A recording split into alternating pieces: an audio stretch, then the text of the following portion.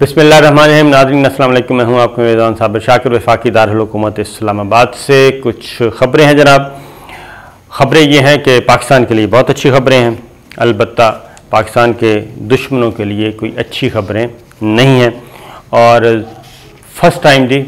बहुत बड़ी फ़ौजी मशक़ें हो रही हैं। तरतीब से आपको ख़बरें देता हूँ और उसके बाद ज़रा आपको समझ आएगी सिचुएशन क्या है। पाकिस्तान के हक़ में मैं कहता हूँ कि कैसे हालात हैं और पाकिस्तान के हक़ में अच्छी ख़बरें कैसे हैं।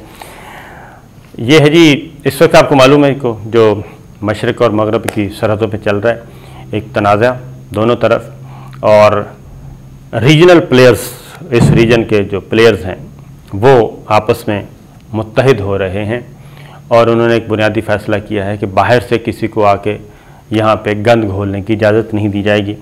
और ये एक हिस्टोरिकल तारीख़ी हो रहा है, क्योंकि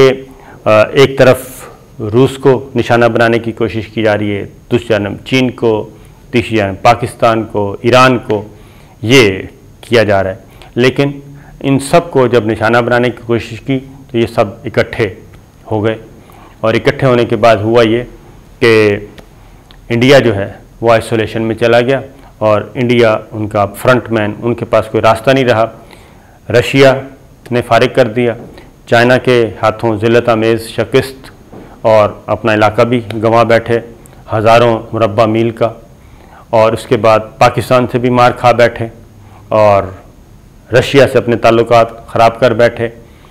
ईरान से भी उनके ताल्लुकात वो नहीं हैं जो बहुत ही आला नस्ल के होते थे किसी ज़माने में, आला मयार के। लिहाजा अब ये हो रहा है कि जो नई प्लानिंग की जा रही थी उसको काउंटर करने के लिए अब ख़ास तौर पे निशान क्या करना चाहिए कि टारगेट बनाया जा रहा था सिंकियांग को, क्योंकि वो मुस्लिम अक्सरियती इलाका है और उसको मामले को, उस तनाज़े को, अगवर के मुसलमानों के मामले को, उस तनाज़े को बार बार हवा दी जा रही थी। तो उसके जवाब में एक मैसेज दिया गया चीन और रूस की तरफ से। मुश्तरका फ़ौजी मशक़ें हो रही हैं और बड़ी वसी पैमाने पे, और सिंकियांग के इलाके में हो रही हैं। तो उसमें जो जदीद तरीन टेक्नोलॉजी इस्तेमाल की जा रही है, 10,000 से ज़्यादा उसमें फ़ौजी हिस्सा ले रहे हैं और तमाम बर्री बहरी सब के सब ये फ़ौजी मशक़ें वसी और अरीज़ पैमाने पे हो रही हैं। और ये एक मैसेज दिया जा रहा है, बुनियादी तौर पे एक मैसेज है कि चीन और रूस जो हैं वो मुत्तहिद हैं और वो फ़ौजी एतबार से भी मुत्तहिद हैं और दिफाई एतबार से भी मुत्तहिद हैं। और ये पैगाम जिसको दिया जा रहा है बहुत अच्छी तरह उस तक पहुंच रहा है, उसका हम नाम लें या ना लें। और जो इस इलाके का छोटा थानेदार बनना चाहता है बड़े चौधरी के कहने पे, तो उसको ये बड़ा वाज़ेह मैसेज जा रहा है जी। लिहाजा एक तो मैंने कहा ये एक अच्छा उसकी वजह है कि एक तरफ तो अगवर के मुसलमानों का तनाज़ा खड़ा किया जाता है ना, क्योंकि अगवर के मुसलमानों को इस मसले को इंसानी हुकूक का मामला फ़लाँ ये सारा बनाया जाता है। दूसरी जानिब जो इस मामले को उठा रहे हैं, मैं उनका बता दूं कि ये भारत की रियासत है उत्तर प्रदेश, मुसलमानों पर तशद्दुद, ज़बरदस्ती जय श्री राम के नारे लगवाए गए। और ये वहाँ पे आम है कि मुसलमानों को पकड़ा जाता, मुसलमानों को नहीं, ईसाइयों को भी, यानी कि नॉन हिंदू जितनी भी मिनॉरिटीज़ हैं उनको पकड़ा जाता है, उनको पकड़ के तशद्दुद का निशाना बनाया जाता है और उनको ज़बरदस्ती अपने मज़हब के हक़ में, अपने हिंदू धर्म के हक़ में, मज़हब तो है नहीं, हिंदू धर्म के हक़ में नारे लगवाए जाते हैं और तशद्दुद भी किया जाता है। और उल्टा ये कि उनके अक़ीदे के जो हैं उनको गालियाँ दिलवाई जाती हैं, उस अक़ीदे को गालियाँ दिलवाई जाती हैं। ये हो रहा है, सरेआम हो रहा है, और ये पुलिस भी कर रही है, सरकारी मशीनरी इस्तेमाल हो रही है, रियासती मशीनरी इस्तेमाल हो रही है, और ये हर दिन ये वाक़या होता रहता है। और ये एक नहीं, ये दिल्ली भी बचा हुआ नहीं है, उत्तर प्रदेश बचा हुआ नहीं है, बेंगलोर बचा हुआ नहीं है, कोई इलाका ऐसा नहीं है जो बचा हुआ हो। दूसरी जानिब एक और काम देखें कि ये भी भारत है कि वहाँ पे बाकायदा तौर पे एक हुक्मनामा जारी हो गया اور وہاں پہ میں نے بتایا نا کہ یہ ہندو ریاست بنانی ہے انہوں نے، نان ہندوز کی وہاں پہ کوئی گنجائش نہیں ہے۔ اب ایک شدت پسند ہندو تنظیم ہے کرانتی سینا، ایک تو RSS اور BJP اور اس کے آگے نیچے پھر نئی ہیں، انہوں نے کیا کیا ہے، وہ بازاروں میں نکلتے ہیں اور بازاروں میں نکل کے وہ کہتے ہیں کہ جو یہ مہندی لگائی جاتی ہے، خواتین کو کپڑے دکھائے جاتے ہیں، تو وہاں پہ وہ کہتے ہیں کہ مسلمان جو ہیں وہ ہندو عورتوں کو مہندی بھی نہیں لگائیں گے، ان کے ساتھ انٹریکشن بھی نہیں کریں گے، اور دکانداروں کو کہا جا رہا ہے کہ آپ نے مسلمانوں کو جاب نہیں دینی۔ یہ وہاں پہ ایک باقاعدہ طور پہ جتھے بندی چل رہی ہے، اور اتر پردیش میں یہ تازہ واقعہ ہوا ہے، وہاں پہ مقدمے درج ہو رہے ہیں اور پولیس کو ہدایات ہیں سرکار کی کہ یہ جو تنظیم ہے کرانتی سینا، ان کو آپ ٹریٹ کریں ایز اے اسٹیٹ، یعنی کہ سرکاری مشینری کے طور پہ، اور یہ جو کہیں وہ کیا کریں، لہذا مقدمات درج ہو رہے ہیں۔ اور اتر پردیش میں فرقہ وارانہ لحاظ سے جو حساس ترین علاقہ ہے وہ ہے ضلع مظفر نگر، وہاں پہ بھی یہی سلسلہ شروع کیا گیا ہے اور مسلمانوں کو ملازمتوں سے نکالا جا رہا ہے۔ یہ سارا کچھ اچھا جی، آگے جو بات کی جا رہی ہے، وہ کہتے ہیں کہ یہ جو مسلم نوجوان ہیں نا، یہ مہندی لگانے کی آڑ میں ہندو لڑکیوں کو بہلا پھسلا لیتے ہیں اور ان کے بعد اس سے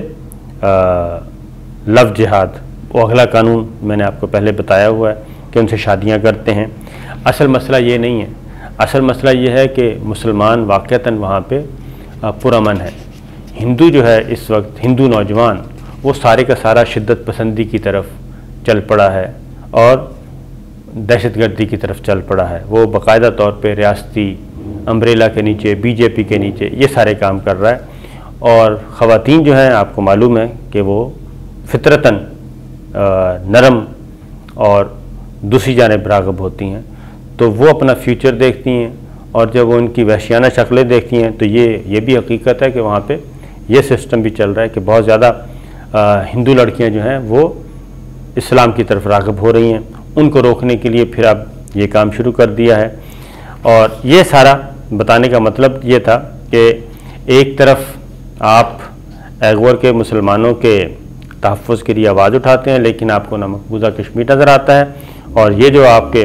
مقدمات ہیں جو درج کروائے جا رہے ہیں، جو مسلمانوں کو گرفتار کروایا جا رہا ہے، یہ سب کا سب نظر نہیں آ رہا، اور اب یہ ساری چیزیں سوشل میڈیا پہ آ چکی ہیں، اور RSS جو ہے وہ اس کی سرپرستی کرتا ہے جی، اور یہی سب کچھ ہو رہا ہے، یہ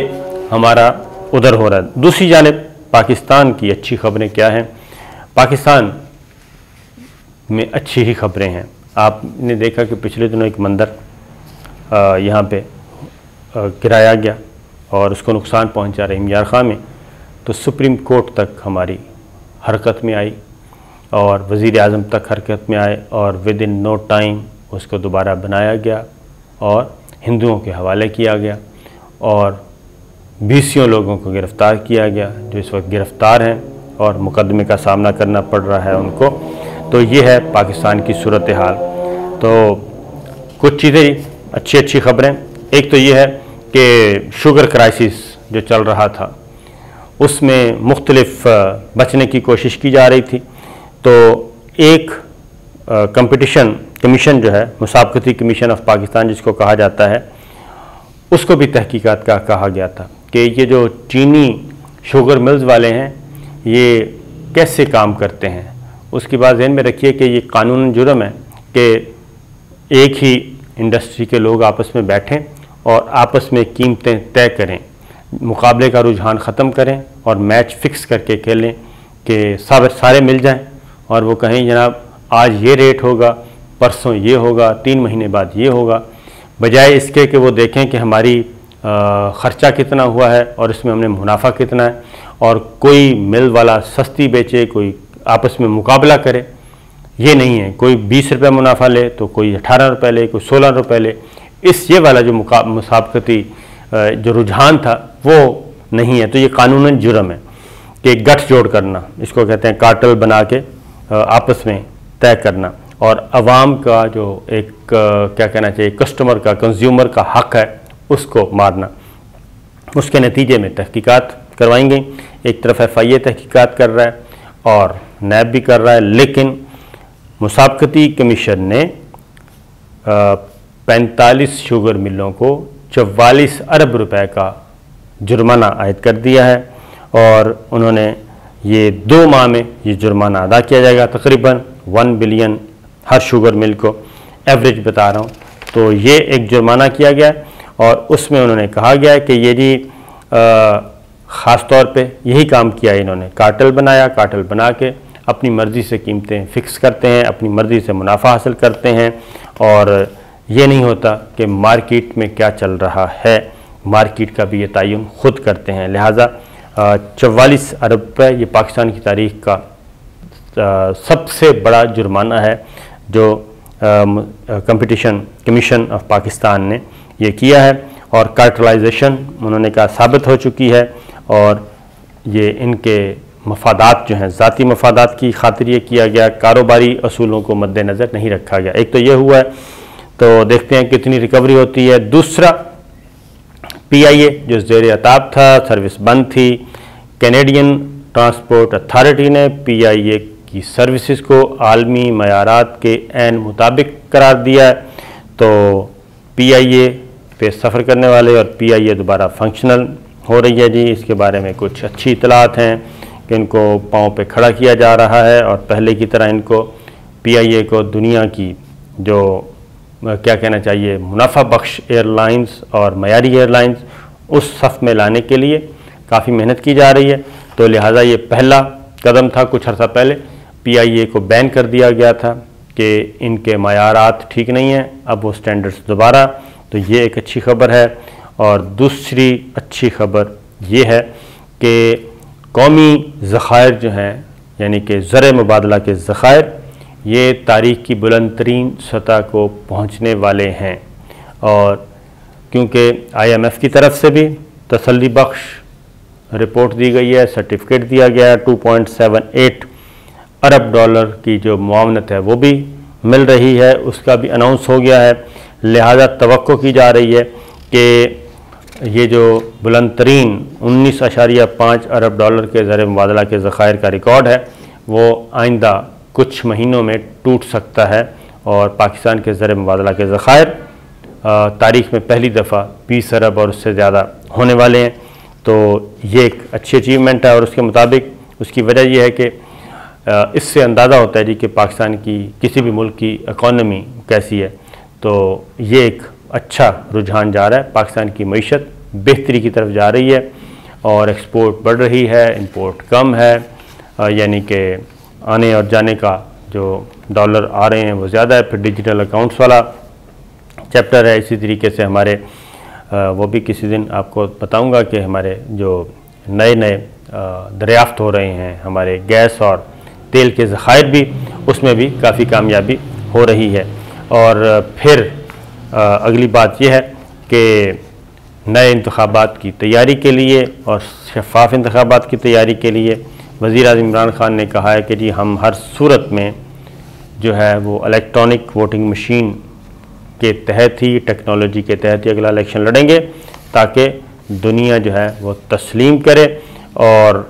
army chief general Qamar Javed Bajwa سے امریکی ناظم الامور کی ملاقات، اور اس میں آرمی چیف نے واضح طور پہ پاکستان کی پالیسی بتائی، اور بتایا کہ پاکستان کی اس وقت سول ملٹری لیڈرشپ ایک پیج پہ متحد، اور جو ہے افغانستان کا معاملہ انہوں نے کہا جی کہ وہ پاکستان قربانی کا بکرا بننے کے لیے تیار نہیں ہے۔ یہ پیغام پوری دنیا میں ہر جگہ دیا جا رہا ہے،